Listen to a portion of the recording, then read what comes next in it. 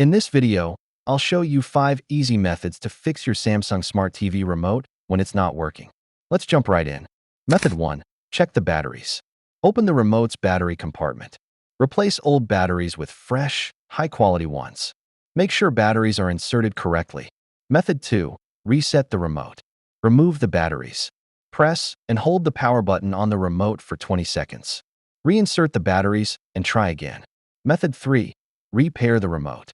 For Bluetooth remotes, press and hold the return and play/pause buttons together for 3 seconds. Follow on-screen instructions to pair the remote with your TV. Method 4. Check for interference. Make sure nothing is blocking the remote sensor on the TV. Remove or turn off other devices that might cause interference, like other remotes, wireless devices. Method 5. Restart your Samsung TV. Turn off your TV and unplug it from the power outlet. Wait for 1 to 2 minutes. Plug it back in and turn on the TV. If none of these methods work, your remote may be faulty or damaged. Consider contacting Samsung support or getting a replacement remote. Thanks for watching. If this video helped, please like, subscribe, and hit the bell icon for more Samsung TV tips and fixes.